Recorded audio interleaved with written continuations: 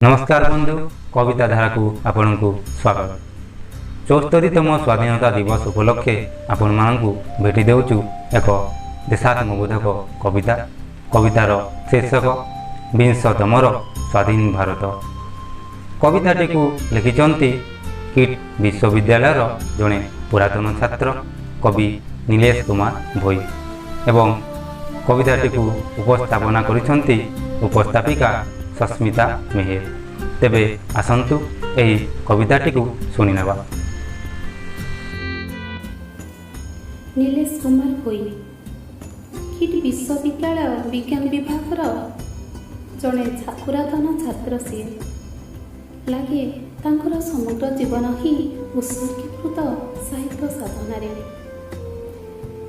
प्राय कवितारे जातीयतार भाव जड़े दरदी हृदय कवि सी देशप्रेम सह विभुभक्तिर छल छल भाव तांको अनेक कविता को बेस समृद्ध करिथाए।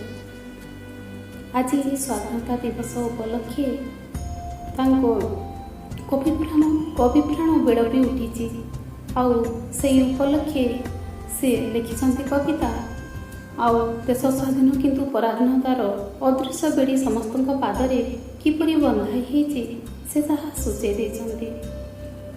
कवि तथापि भांगी पड़ी नाहांती। तांकरी कविता माध्यम जो आह्वान से देइछंती ताहा बेस स्वागत योग्य। स्वाधीन हेउछि आमर देश, स्वाधीन हेइछि आमर देश, एठी कहिबारे केहि स्वाधीन नुहे। अन्याय विरोधी उठिले स्वर, लाठीमार सिंह पिठिटा सहे। निर्यातनारे केवल सढ़ी नारी मागे अछि न्याय भिक्षा। शासन नारे शोषण चले, एही कि हमर स्वाधीन दीक्षा, एही कि हमर स्वाधीन दीक्षा। सतकु मिछर पर्दा ढांकी आखि ठार मारे अन्याय सिना। सहानुभूति को एड़े दे एठी मिले निंदा गुस्सा रटना।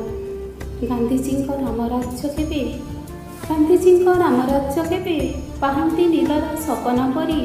20 शताब्दी देहे स्वाधीनता अछि शपथ धरी।